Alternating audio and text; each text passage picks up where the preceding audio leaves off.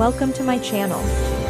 Today's story is a journey of secrets, transformation, and a side of myself. Maybe 14, stuck at a family gathering where the adults talked in circles and the kids kept orbiting the snack table like bored satellites.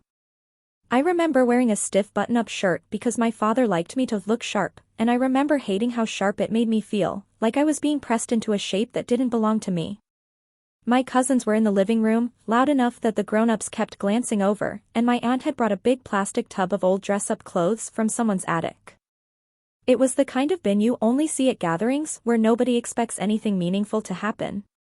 It was supposed to be harmless, a way to keep kids occupied. It was supposed to be a distraction.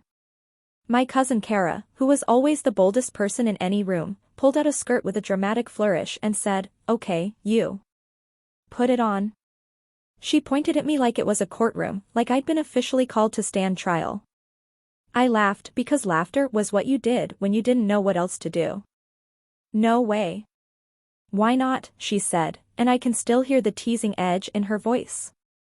"It's just fabric. Unless you're scared." I wasn't scared of fabric. I was scared of what fabric would mean once it was on me and everyone could see. I was scared of how quickly people made rules out of air, how the room could shift with one decision. But I didn't have words for any of that. I only had that reflex boys learn early: don't be the one who flinches. Don't be the one who looks like he cares. So I said yes, and I tried to make it look like I didn't care. The skirt smelled like old cedar and dust. It didn't fit quite right, but it fit enough. When I stepped out from behind the hallway corner, my cousins exploded into laughter and applause. Someone took a picture. Someone said I actually looked kind of cute, and I remember my whole body going hot as if embarrassment had a temperature. I rolled my eyes and did an exaggerated spin to make them laugh harder, because that felt safer. If I was performing, it was their joke, not mine. If I was performing, I could pretend I didn't have to feel whatever else I was feeling. But the truth is, underneath the noise, something quiet happened. It wasn't a lightning bolt. It wasn't a revelation. It was more like the sudden relief of loosening a tight shoe you'd been wearing so long you forgot it was hurting you. I looked down at myself and felt a strange sense of alignment, not happiness exactly, not excitement, just a kind of calm recognition that surprised me. I didn't even know what I was recognizing. I just knew that when I went back behind the corner and took the skirt off, the air felt colder. That moment should have ended there, filed away as a funny story, maybe brought up at future holidays to embarrass me. And for a while, that's exactly what it was. A joke. A picture buried in someone's camera roll. Something I pretended didn't matter. But a part of me kept returning to it, quietly, like a tongue worrying a sore tooth. Not because it was thrilling, and not because it was about attention. It was because it left a question in me that didn't have a shape yet. Why did that feel like something I wanted to remember? Why did it feel like something I wasn't allowed to want? In the months after that gathering, I noticed things I hadn't noticed before. I noticed how rigidly everyone policed the borders of a boy and a girl, how clothing was treated like a passport you couldn't forge. I noticed how the boys at school used a girl as an insult, how even the kindest of them flinched away from anything that looked soft. I noticed how the girls were allowed more range in what they wore, how a girl could wear a hoodie and jeans and nobody called it a crisis, but a boy in anything feminine was immediately a problem. That imbalance bothered me more than I admitted. It felt like an invisible fence, and I didn't like fences. At home, I didn't talk about any of it. My family wasn't cruel, but we were the kind of family that loved you in broad strokes and expected you to fit the outline. My father worked long hours and believed in practical things. My mother was warm, but anxious, always scanning for anything that might invite judgment from others. They weren't villains. They were just people who had learned that being normal was a kind of armor. I learned that too. I learned how to act like I didn't care about appearance while caring deeply about whether my appearance made other people uneasy. I learned to laugh first. I learned to minimize. I learned to swallow the parts of myself that didn't have a safe place to land. Then, one afternoon when I was home alone, I did something so small it barely registered as a decision. I went into my mother's room and opened the drawer where she kept spare socks. That drawer was safe enough, neutral enough. Socks weren't a symbol. Socks were just socks. I found a pair that were softer than mine, thinner, with a pattern I would have made fun of in front of friends. I sat on the edge of the bed and put them on. Nothing dramatic happened. The world didn't tilt. There was no music in the background. It was just me in a quiet house, wearing socks no one could see. But I felt that same loosening, that same strange relief, and I realized the joke had left a door unlocked in my mind. I could step through it in secret, just for a moment, and feel like I wasn't holding my breath. I told myself it was curiosity. I told myself it was harmless. I told myself it didn't mean anything. Those were the rules I made so I could keep doing it without having to confront why. Curiosity turned into routine the way routines do, quietly, gradually, with plausible excuses. If I was stressed, I did it because it calmed me down. If I was sad, I did it because it made me feel cared for in a way I couldn't explain. If I was bored, I did it because it was something different. I never framed it as a need. I framed it as a choice I could stop anytime. That's how you keep control over something you're afraid will control you. In high school, the pressure to be a certain kind of boy tightened around everyone like a belt. The loud boys got louder. The insults sharpened. The unspoken rules became spoken rules. I watched how quickly people punished difference, even when they didn't call it punishment. A laugh here. A rumor there. A look that told you you'd slipped outside the acceptable range. So I became careful. I started thinking in layers, what I felt, what I could show, what I could never show. I got good at managing those layers, but being good at it didn't make it healthy. It made it exhausting. The first time I wore something more than socks, it wasn't planned. It happened because my mother asked me to bring a basket of laundry upstairs, and as I sorted clothes in the hallway, I saw a plain tank top, nothing fancy, nothing dramatic, just a piece of clothing that happened to be hers. I picked it up, and the simple fact of holding it made my stomach flip. I remember standing in my room afterward with the door locked, holding that tank top like it was a fragile secret. My hands were shaking. I wasn't shaking because I thought I was doing something wrong, exactly. I was shaking because I knew that if someone walked in, the meaning people would assign to it would be louder than anything I could say. I put it on anyway. It was too small, and it stretched oddly, and I looked ridiculous in the mirror. And yet, beneath the ridiculousness, there was that calm again, that sense of myself softening into something more honest. I didn't feel pretty. I didn't feel like I was becoming anything. I felt like I was meeting a part of myself that had been waiting patiently for me to stop pretending it didn't exist. When I took it off, I folded it carefully and put it back exactly where it belonged. That carefulness mattered to me. It was my first act of responsibility inside something that felt like it could easily become selfish or careless. I didn't want to disrespect my mother's things. I didn't want to cross boundaries. I didn't want this private exploration to become theft or deception. The fact that I had to think about those things made me realize how complicated the whole subject was. It wasn't just about clothes. It was about trust, privacy, and the way you can accidentally harm people while trying to understand yourself. So I made rules. I only used items that were clearly old or unused. I washed anything I touched. I never took anything out of the house. I never left anything out. Those rules were partly about ethics, but they were also about fear.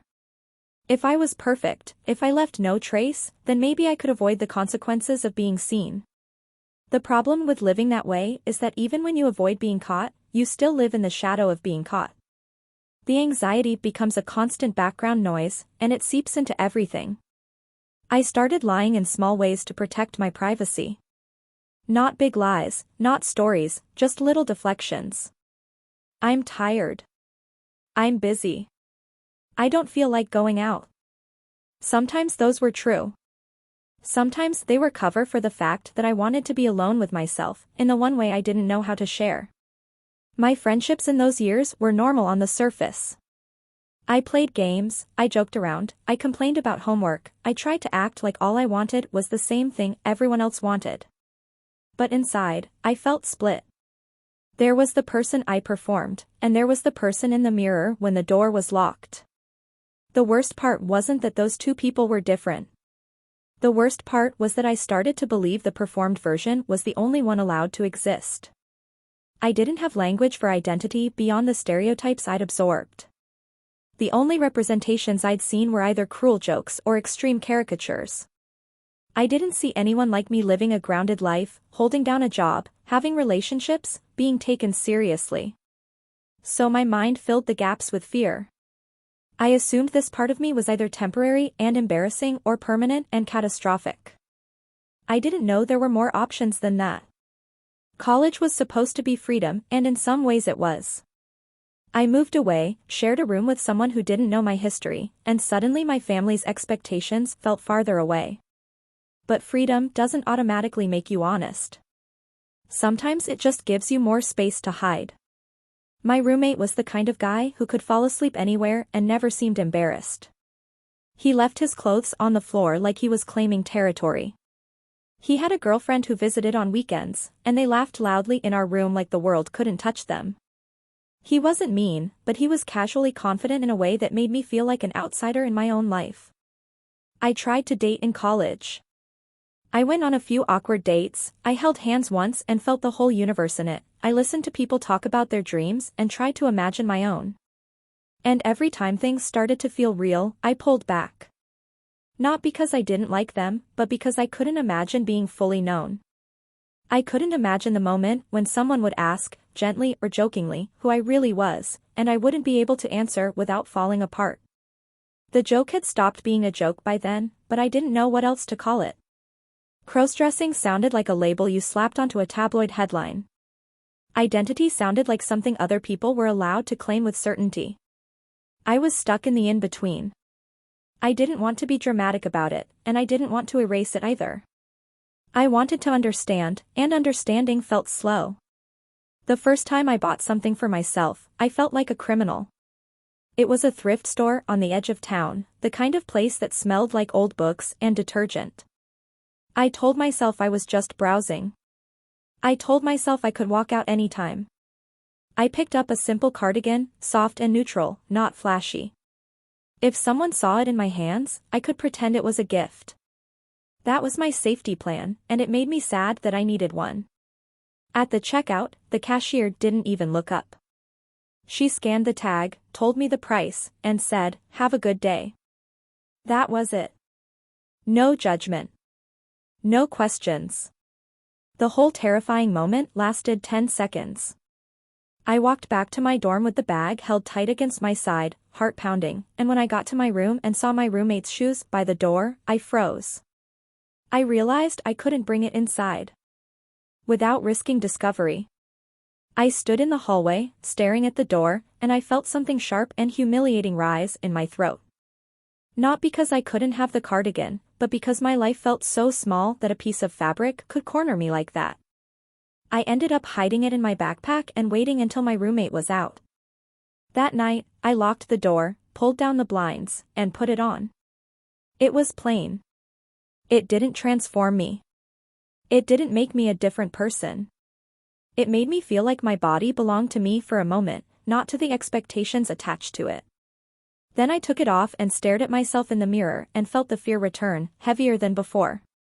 Because now it wasn't borrowed, wasn't accidental, wasn't a joke from a childhood gathering. It was intentional. It was mine. That's when the ethical questions started to press harder. I wasn't hurting anyone by exploring, but I was lying to the people closest to me by omission. I was living with a growing secret, and secrets have weight. They change the way you speak, the way you move, the way you love. They turn ordinary moments into calculations. If my mother called, I'd answer with an exaggerated cheerfulness, as if enthusiasm could patch over the distance between us. If my father asked how I was doing, I'd give him the version of me that made sense to him, and I'd feel both grateful and guilty for his acceptance of someone incomplete. The tension didn't explode all at once. It built gradually, like water behind a dam. In my second year, a friend in one of my classes invited me to a small gathering. It was a mix of people, art students, some theater kids, a few quiet ones like me. I went because I wanted to be someone who said yes. The apartment was crowded and warm, and people talked about music and movies and politics with a casual intensity one envied. At some point, someone put on an old comedy where a man cross-dressed for a laugh, and the room erupted in predictable jokes. People weren't trying to be cruel. They were just repeating a script they'd been taught. But I felt my face go tight. I laughed a little because everyone else was laughing, and then I excused myself to the bathroom and stared at my reflection under harsh light. I looked like a normal college guy with tired eyes. And I realized I was angry. Not at them, exactly, but at the way the world had trained people to treat this subject as a punchline. I was angry because the joke had been safe when it wasn't mine. Now it was mine, and it wasn't funny. That night, walking back to my dorm, I felt something shift. I realized I couldn't keep treating this as a private hobby or an embarrassing quirk. I didn't know what it meant, but I knew it mattered. And if it mattered, it deserved something more honest than fear. The first time I spoke about it out loud was not brave. It was messy and scared. It was with a campus counselor, after I'd spent weeks sleeping badly, snapping at people, and feeling like I was splitting at the seams. I went in with a script prepared: stress, anxiety, trouble focusing. All true. But not complete. The counselor was an older woman with a calm voice and the kind of office that felt intentionally safe: soft lighting, plants, a box of tissues that wasn't hidden. She asked me questions that made it hard to stay in the shallow end. Eventually she said, "Is there anything you haven't told me that you think might be connected?" I stared at the carpet. My throat felt dry. I said, quietly, "I sometimes wear women's clothes." Then I waited for the air to change, for her face to tighten, for the moment I'd imagined for years. Instead, she nodded like I told her I liked running at night. "Okay," she said. "How does that make you feel?" That question was the beginning of a new kind of work. Not work to fix a me, not work to eradicate something, but work to understand. She didn't rush to label me. She didn't tell me what I was. She asked about my childhood, about pressure, about how I related to my body, about whether I felt shame, and why. She helped me separate the act of crossdressing from the assumptions society attached to it. She helped me see that exploration isn't a moral failure. It's a human process. Still, understanding didn't erase fear. If anything, it made fear more specific. It wasn't a vague monster anymore. It was a set of real consequences I could imagine: family disappointment, social rejection, being misunderstood, being reduced to one aspect of myself. I wasn't just afraid of being laughed at. I was afraid of being flattened, turned into a stereotype, losing my right to complexity. After college, I moved back home for a while, working a job that paid the bills but didn't light me up. Being back under my parents' roof felt like time travel. I was an adult, but the walls still held old expectations. My old room still had the same closet doors, the same desk, the same sense that I was supposed to be the person they remembered. I stopped buying clothes. I told myself I didn't need them. I told myself I was done. But stopping didn't make the questions go away. It just made them louder in my head. There's a particular kind of loneliness that comes from not being known, even when people love you. My mother would make dinner and ask about my day. My father would talk about practical things, like insurance and saving money. And I'd sit there nodding, grateful for the normalcy, and feel like I was carrying a second life folded up inside me like a hidden garment. The tension finally broke in a way I didn't plan. One day I came home early and found my mother in my room, tidying. She did it sometimes, even though I'd asked her not to.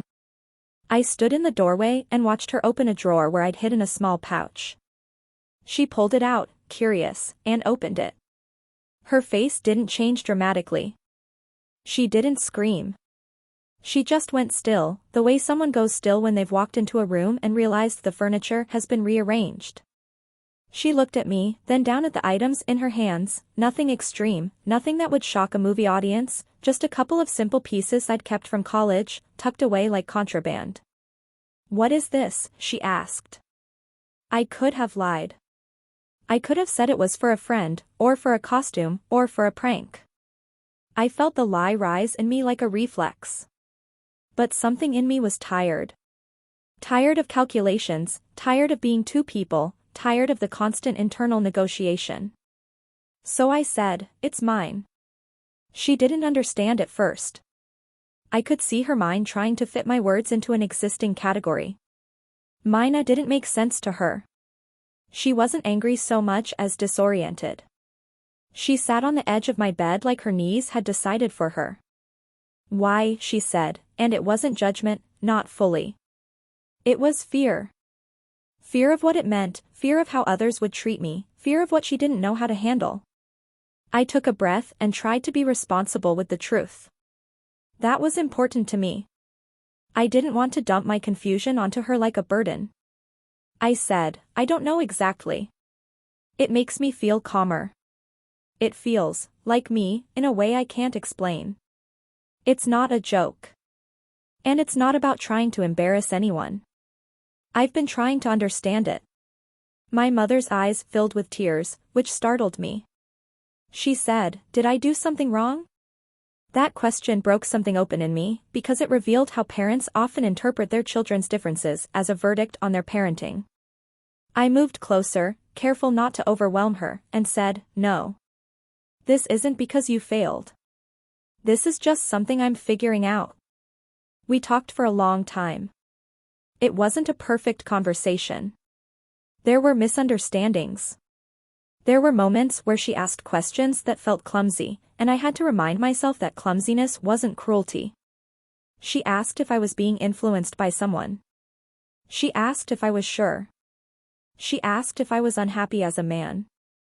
I told her the truth as best I could, that I didn't have all the answers, but I knew hiding was making me sick with anxiety. That night, after she left my room, I sat alone and shook for an hour. Not because I'd been rejected, but because I'd been seen. Being seen is what we want, and it's also what we fear, because once someone sees you, you can't pretend you don't exist. My father found out a week later, not because my mother told him immediately, but because secrets don't stay contained once the container cracks. He called me into the kitchen one evening and closed the door. His face was set in that practical expression he used when discussing bills. "Your mother told me," he said. My stomach dropped. He didn't yell. He didn't insult me. He said something quieter that hurt more, "I don't understand it." I said, "I know." He rubbed his forehead like he was trying to massage the problem into solvability. Are you gay?" he asked, and there it was, the way people reach for the closest label they know, even when it doesn't quite fit. I told him, honestly, that identity and orientation weren't the same thing, but that I also wasn't ready to define everything neatly. I told him I cared about people, that I wanted relationships built on respect and honesty, that I wasn't doing anything harmful. I told him the truth I'd learned in counseling, that exploration is not the same as chaos, and that being different doesn't mean being broken. He stared at me for a long time. Then he said, "I don't want you to be hurt." That was his way of loving. Protective, blunt, anxious about the world. He wasn't asking me to stop because he hated me. He was asking because he feared what others would do. And that fear, in a strange way, felt like evidence that he still saw me as his child. "Neither do I," I said. The months that followed were not a clean arc toward acceptance. They were slow, uneven, human. My mother tried, then retreated, then tried again. My father avoided the subject, then asked a question, then avoided again. I had to learn patience without shrinking. I had to learn that my parents' process didn't define my worth, but it did matter to them, and if I wanted real connection, I couldn't demand they jump instantly to understanding. At the same time, I had to be responsible with myself. It would have been easy to turn my frustration into rebellion, to start doing things purely to prove a point. But that wouldn't have been self-respect. That would have been self-defense disguised as freedom. I wanted something healthier than that. I wanted to build a life where I could be honest without making honesty a weapon. So I started small. I didn't announce anything to extended family. I didn't post dramatic statements online. I didn't storm into the living room in full presentation like a scene designed for maximum reaction. I simply started allowing myself to exist in my own home without feeling like I had to erase every trace. I bought a couple of items that felt comfortable, not performative. I learned what styles made me feel grounded rather than exposed. I practiced looking in the mirror and not immediately scanning for flaws, not immediately hearing the voice that said, "This is ridiculous." A surprising thing happened as I became kinder to myself. My relationship with my body changed. I had spent years treating my body like a compromise, like a vehicle I had to drive carefully so other people wouldn't notice I didn't love it. But when I allowed myself to explore expression, I began to feel ownership. Not because clothing fixed in me, but because the act of choosing how to present myself was an act of agency. It reminded me that my body wasn't just something to endure. It was something to inhabit. Around that time, I met someone who changed the way I understood what it meant to be known. Her name was Elise, and we met through a mutual friend at a volunteer event. She was the kind of person who listened with her whole face, who didn't rush to fill silence with noise. We became friends first, slowly.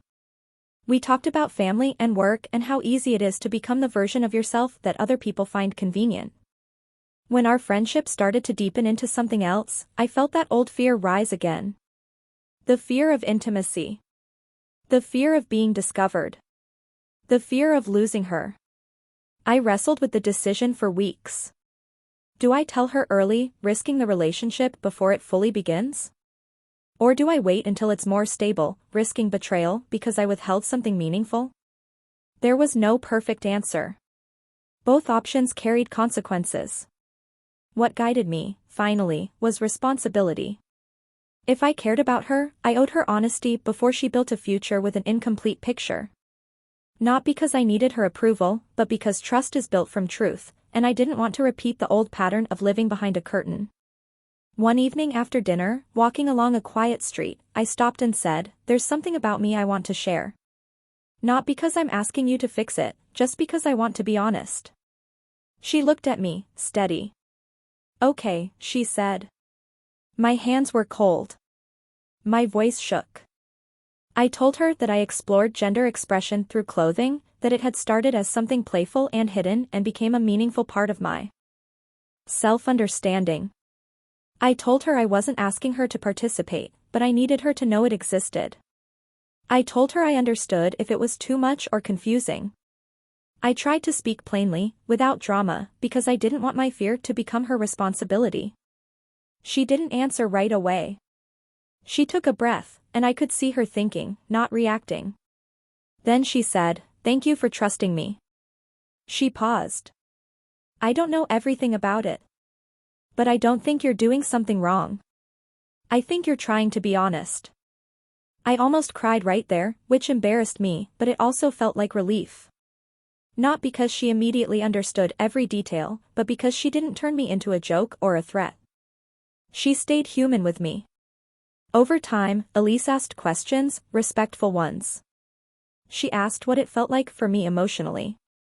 She asked what boundaries I wanted. She asked what I feared. She asked how she could support me without losing herself.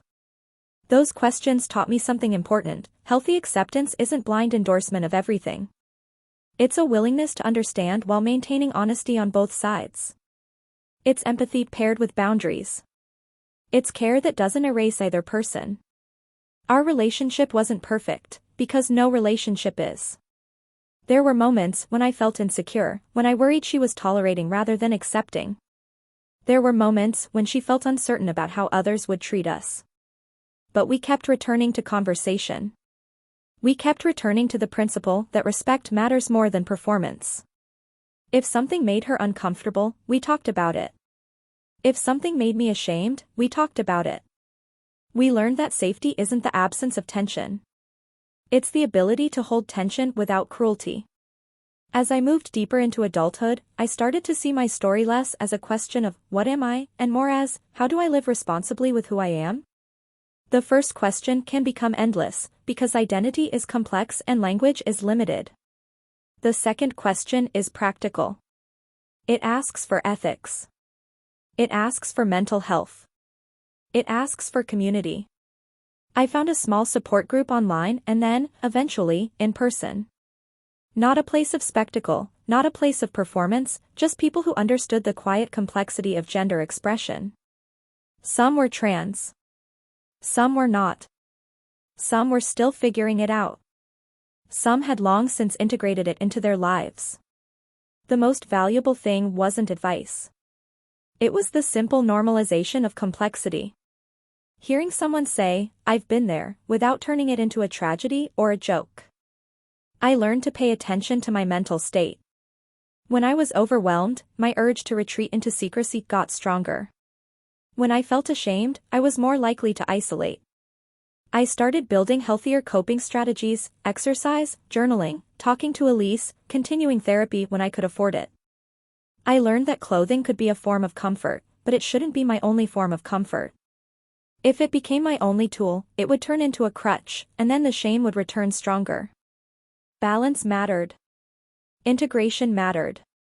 There were still consequences. Not the dramatic kind, but the realistic ones.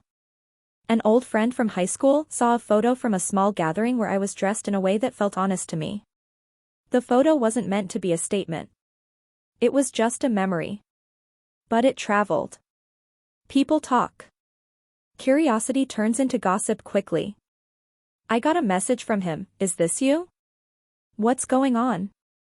My heart pounded the same way it had in that thrift store years earlier. The old impulse was to deny, to minimize, to hide.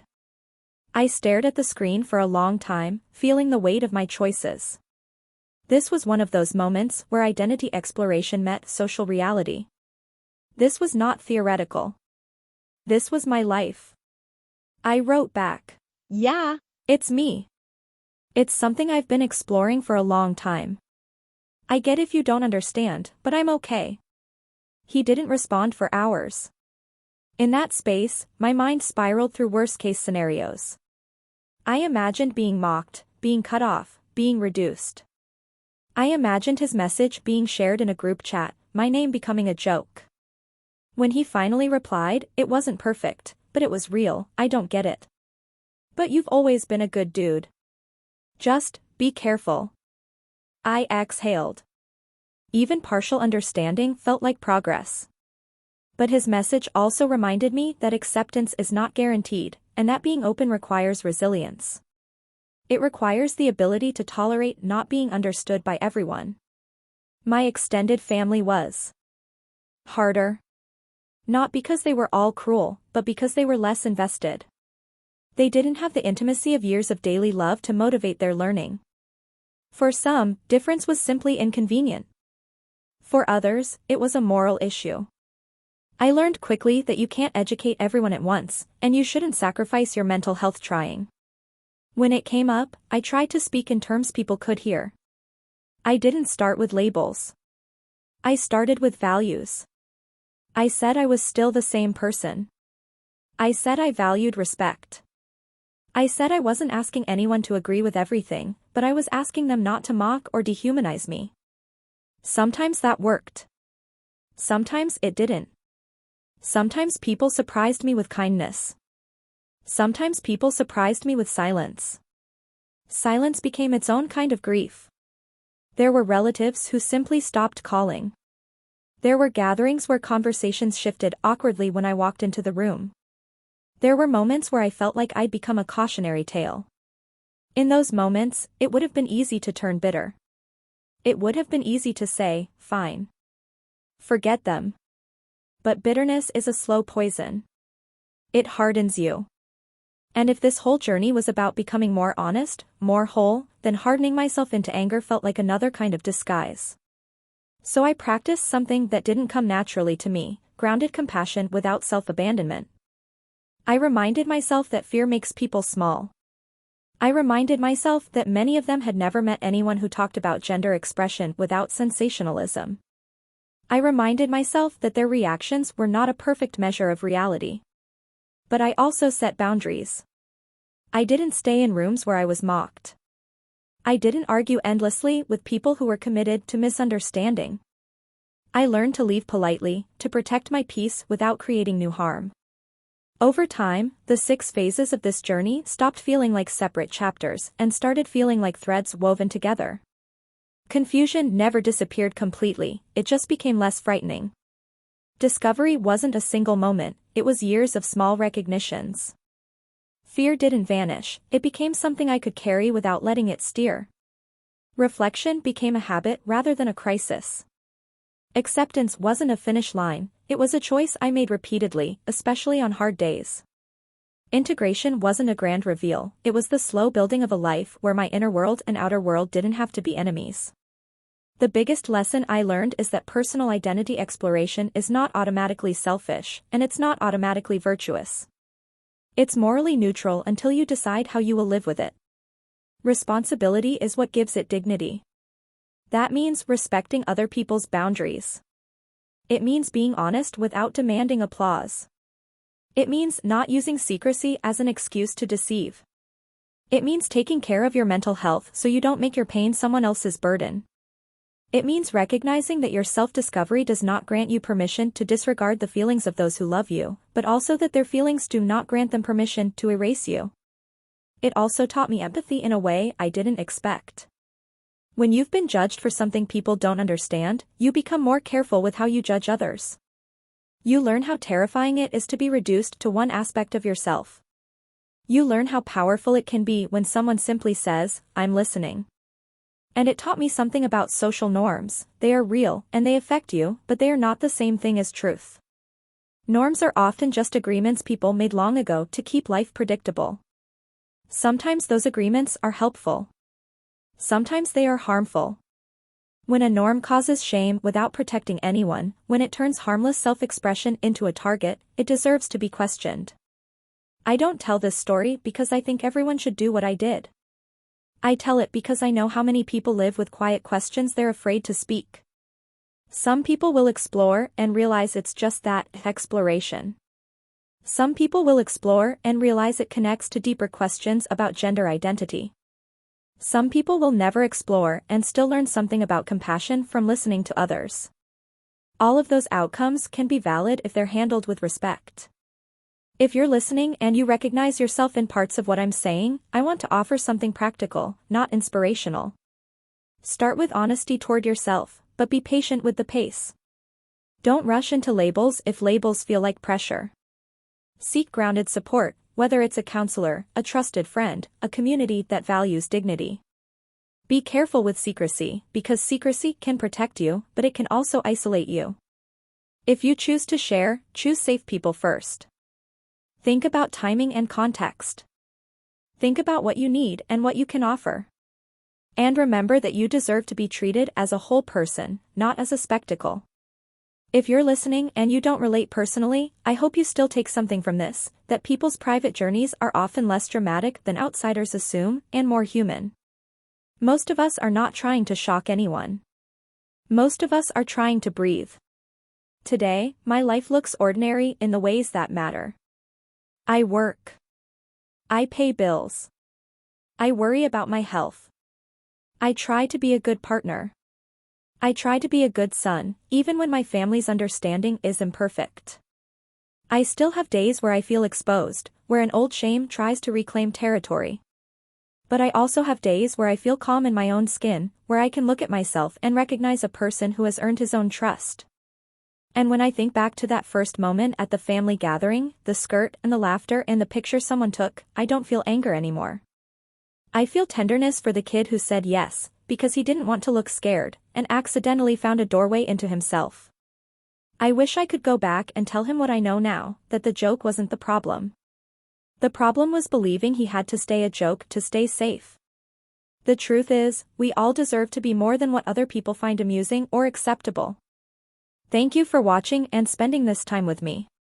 If this story helped you understand yourself or others a little better, feel free to explore more on the channel.